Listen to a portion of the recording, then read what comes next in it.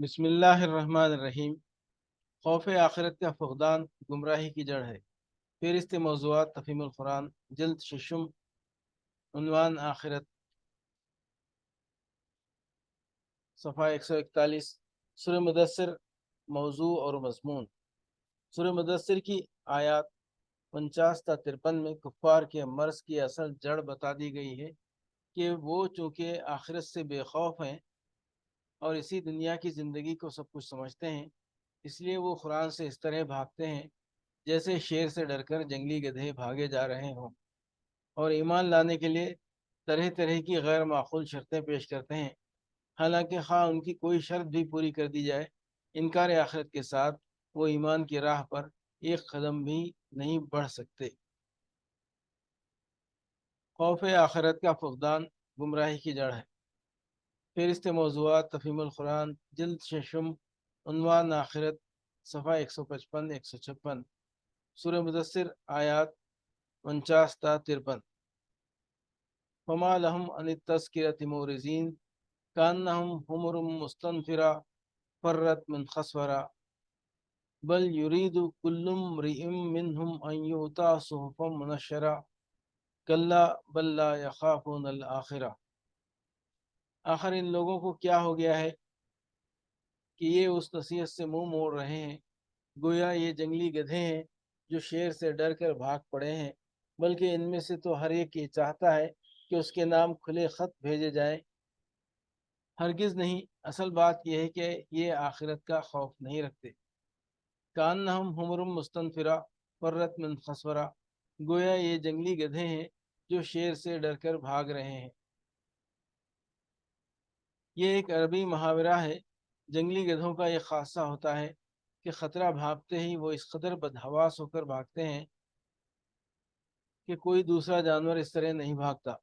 اس لیے اہل عرب غیر معمولی طور پر بدحواس ہو کر بھاگنے والے کو ان جنگلی گدھوں سے تشبیہ دیتے ہیں جو شیر کی بو یا شکاریوں کی آہٹ پاتے ہی بھاگ پڑے ہوں۔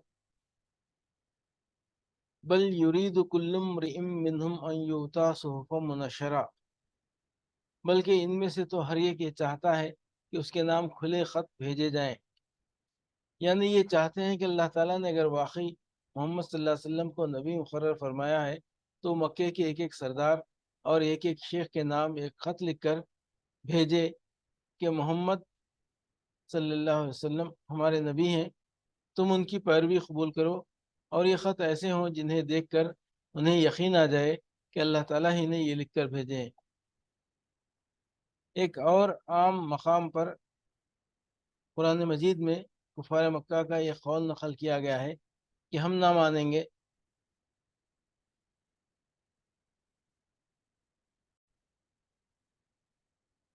ایک اور مقام پر قرآن مجید میں کفار مکہ کا یہ قول نقل کیا گیا ہے کہ ہم نہ مانیں گے جب تک وہ چیز خود ہم کو نہ دی جائے جو اللہ کے رسولوں کو دی گئی ہے۔ کلا بل لا یخافون الآخرہ، ہرگز نہیں، اصل بات یہ ہے کہ یہ آخرت کا خوف نہیں رکھتے، یعنی ان کی ایمان نہ لانے کی اصل وجہ یہ نہیں ہے کہ ان کے یہ مطالبے پورے نہیں کیے جاتے، بلکہ اصل وجہ یہ ہے کہ یہ آخرت سے بے خوف ہیں۔ انہوں نے سب کچھ اسی دنیا کو سمجھ رکھا ہے، اور انہیں یہ خیال نہیں ہے کہ اس دنیا کی زندگی کے بعد کوئی اور زندگی بھی ہے جس میں ان کو اپنے اعمال کا حساب دینا ہوگا۔ اسی چیز نے ان کو دنیا میں بے فکر اور غیر ذمہ دار بنا دیا ہے۔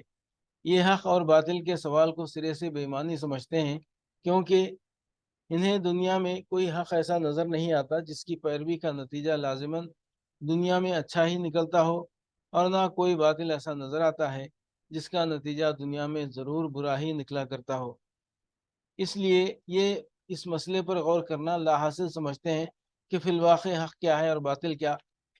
یہ مسئلہ سنجیدگی کے ساتھ قابل غور اگر ہو سکتا ہے تو صرف اس شخص کے لیے جو دنیا کی موجودہ زندگی کو ایک عارضی زندگی سمجھتا ہو، اور یہ تسلیم کرتا ہو کہ اصلی اور ابدی زندگی آخرت کی زندگی ہے، جہاں حق کا انجام لازماً اچھا اور باطل کا انجام لازماً برا ہوگا۔ ایسا شخص تو ان معقول دلائل اور ان پاکیزہ تعلیمات کو دیکھ کر ایمان لائے گا جو قرآن میں پیش کی گئی ہیں۔ اور اپنی عقل سے کام لے کر یہ سمجھنے کی کوشش کرے گا کہ قرآن جن عقائد اور اعمال کو غلط کہہ رہا ہے ان میں فی الواقع کیا غلطی ہے، لیکن آخرت کا منکر جو سرے سے تلاش حق میں سنجیدہ ہی نہیں ہے، وہ ایمان نہ لانے کے لیے آئے دن نت نئے مطالبے پیش کرے گا، حالانکہ اس کا خواہ کوئی مطالبہ بھی پورا کر دیا جائے وہ انکار کرنے کے لیے کوئی دوسرا بہانہ ڈھونڈ لے گا۔ یہی بات ہے جو سورہ انعام میں فرمائی گئی ہے کہ اے نبی، اگر ہم تمہارے اوپر کاغذ میں لکھی لکھائی کوئی کتاب بھی اتار دیتے اور لوگ اسے اپنے ہاتھوں سے چھو کر بھی دیکھ لیتے تو جنہوں نے حق کا انکار کیا ہے وہ یہی کہتے کہ یہ تو صریح جادو ہے۔ سورہ انعام آیت 7۔ خوف آخرت کا فقدان گمراہی کی جڑ ہے۔ پھر اس موضوعات تفہیم القرآن جلد ششم، عنوان آخرت، صفحہ 274 275۔ کلا بل تکذبون بالدین، ہرگز نہیں، بلکہ اصل بات یہ ہے کہ تم لوگ جزا و سزا کو جھٹلاتے ہو۔ یعنی دراصل جس چیز نے تم لوگوں کو دھوکے میں ڈالا ہے وہ کوئی معقول دلیل نہیں ہے، بلکہ محض تمہارا یہ احمقانہ خیال ہے کہ دنیا کے اس دارالعمل کے پیچھے کوئی دارالجزا نہیں ہے۔ اسی غلط اور بے بنیاد گمان نے تمہیں خدا سے غافل، اس کے انصاف سے بے خوف اور اپنے اخلاقی رویے میں غیر ذمہ دار بنا دیا ہے۔ خوف خدا کا فقدان گمراہی کی جڑ ہے۔ پھر اس موضوعات تفہیم القرآن جلد ششم، عنوان آخرت، صفحہ 278 279۔ سورہ مطففین، موضوع اور مضمون، اس کا موضوع بھی آخرت ہے۔ پہلی 6 آیتوں میں اس عام بے ایمانی پر گرفت کی گئی ہے جو کاروباری لوگوں میں بکثرت پھیلی ہوئی تھی کہ لوگوں سے لینا ہوتا تو پورا ناپ کر اور تول کر لیتے تھے، مگر جب دوسروں کو دینا ہوتا تو ناپ تول میں ہر ایک کو کچھ نہ کچھ گھاٹا دیتے تھے۔ معاشرے کی بے شمار خرابیوں میں سے اس ایک خرابی کو جس کی قباح سے کوئی انکار نہ کر سکتا تھا بطور مثال لے کر یہ بتایا گیا ہے کہ یہ آخرت سے غفلت کا لازمی نتیجہ ہے۔ جب تک لوگوں کو یہ احساس نہ ہو کہ ایک روز خدا کے سامنے پیش ہونا ہے اور کوڑی کوڑی کا حساب دینا ہے، اس وقت تک یہ ممکن ہی نہیں ہے کہ وہ اپنے معاملات میں کامل راست بازی اختیار کر سکیں۔ کوئی شخص دیانت داری کو اچھی پالیسی سمجھ کر بعض چھوٹے چھوٹے معاملات میں دیانت برت بھی لے تو ایسے مواقع پر وہ کبھی دیانت نہیں برت سکتا جہاں بے ایمانی ایک مفید پالیسی ثابت ہوتی ہو۔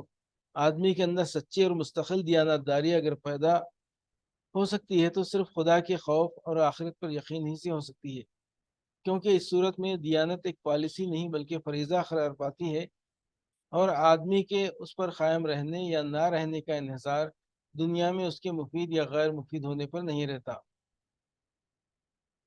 خوف آخرت کا فقدان گمراہی کی جڑ ہے۔ پھر اس موضوعات تفہیم القرآن جلد ششم، عنوان آخرت، صفحہ 290۔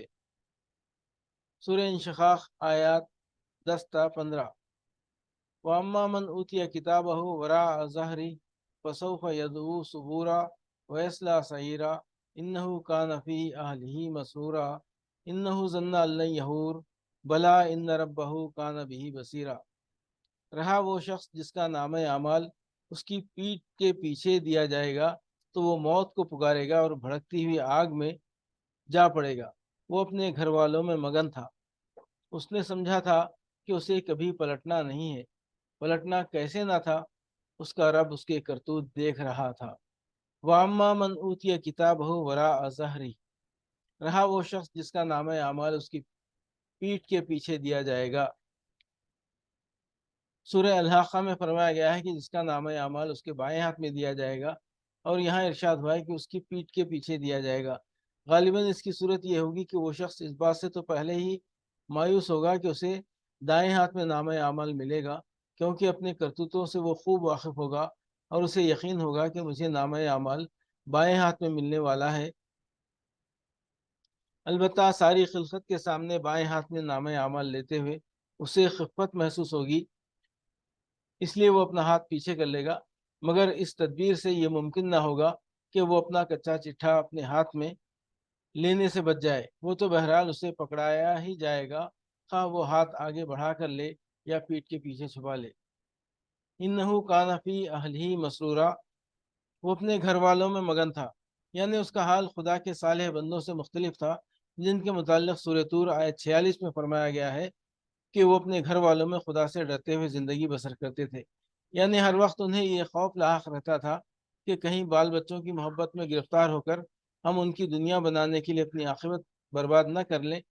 اس کے برعکس اس شخص کا حال یہ تھا کہ اپنے گھر میں وہ چین کی بنسری بجا رہا تھا اور خوب بال بچوں کو عائش کرا رہا تھا، خواہ وہ کتنی ہی حرام خوریاں کر کے اور کتنے ہی لوگوں کے حق مار کر یہ سامان عائش فراہم کرے، اور اس لطف و لذت کے لیے خدا کی باندھی ہوئی حدوں کو کتنا ہی پامال کرتا رہے۔